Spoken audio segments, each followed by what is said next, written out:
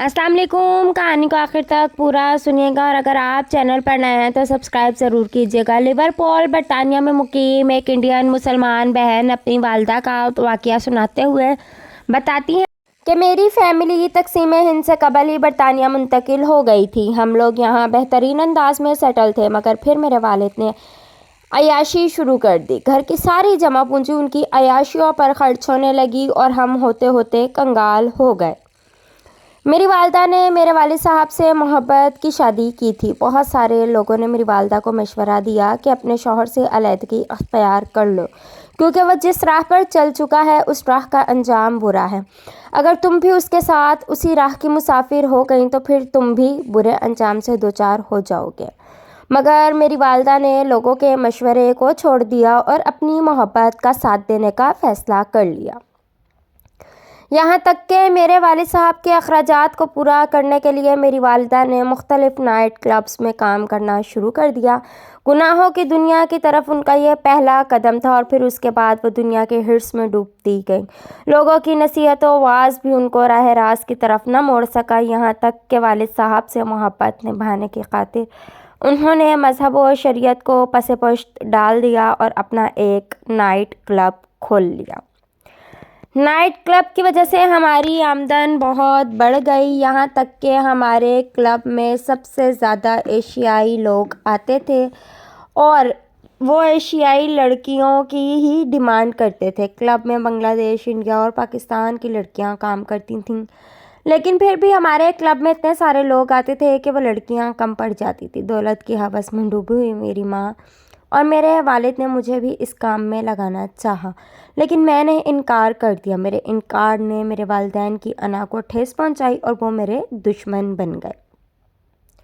मुझे मजहबी इंतहा पसंद तक होने का इल्ज़ाम दिया गया। मुझ पर बहुत सारी इक़साम के झूठे केस बनवाए गए और बनवाने वाले मेरे अपने वालिदैन ही थे, क्योंकि एक नाइट क्लब खोल लेने के बाद उनके ताल्लुकात बहुत ऊंची ऊंची हस्तियों से बन गए थे।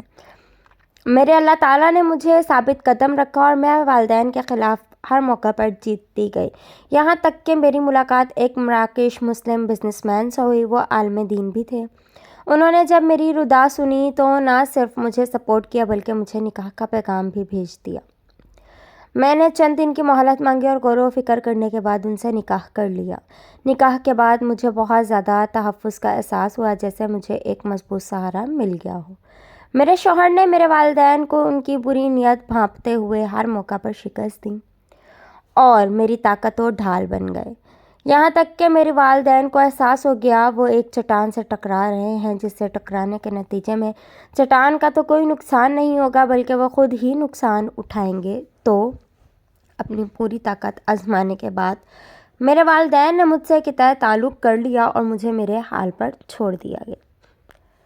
मेरे शौहर ने मुझे दीनी अलूम सिखाना शुरू किए। किसी मुस्तनद इदारे से तो मैं इल्म हासिल ना कर सकी, लेकिन अल्हम्दुलिल्लाह मेरे शौहर ने मुझे हर किस्म की दीनी और शरई अलूम की कुतुब पढ़ाएं और सिखाएं।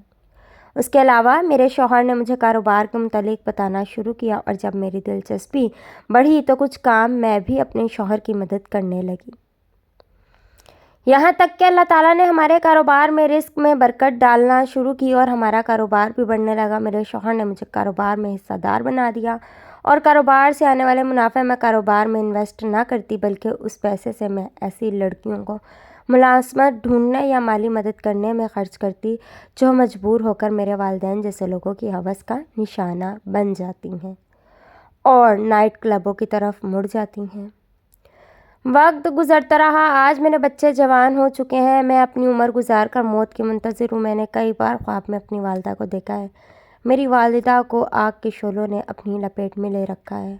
उनके जिस्म पर भुना हुआ गोश्त नज़र आता है।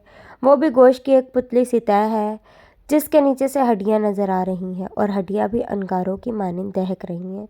मैं जिसे हकीकी दुनिया में माँ की मोहब्बत ना मिल सकी, ख्वाब में जब मेरी वालिदा मेरे लिए बाहें फैलाती हैं तो मैं अपनी माँ के सीने से लग जाती हूँ और ख्वाब में जब तक मैं अपनी वालिदा के सीने से लगी रहती हूँ तब तक उनके जिस्म के सामने वाले हिस्से से अज़ाब हटा रहता है और उनकी तकलीफ़ में कमी रहती है।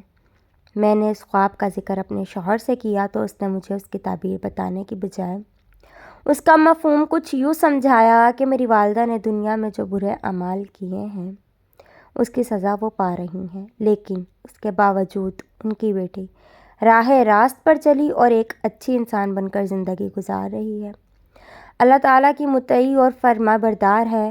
ان کی بیٹی کے نیک اعمال کا صلہ صدقہ جاریہ کے طور پر ان کے والدین اور خاص کر والدہ کو پہنچتا ہے، جس کی وجہ سے ان کے عذاب میں کچھ تخفیف کر دی جاتی ہے۔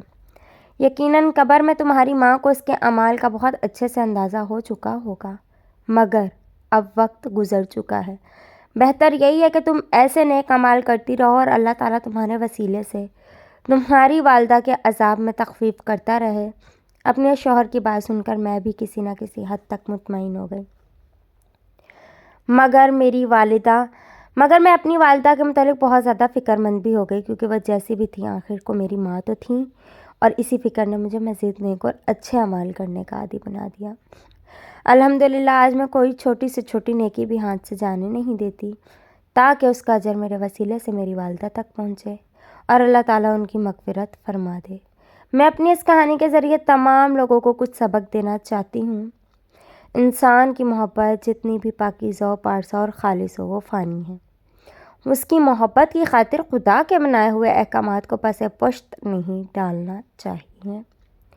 دولت اور ہوس کے ہاتھوں اندھے ہو کر اگر آپ لوگ گمراہ ہو جاتے ہیں تو خدا را اپنے ساتھ باقی لوگوں کو گمراہ کرنے سے اجتناب کیا کریں۔ آپ والدین ہیں اور والدین کا یہ مقام انسان کو مذہب نے دیا ہے کہ اگر آپ اپنی اولاد کو اسی مذہب کے خلاف جانے کا کہیں گے تو یقیناً آپ دنیا اور آخرت میں ناکام اور ذلیل و رسوا ہوں گے۔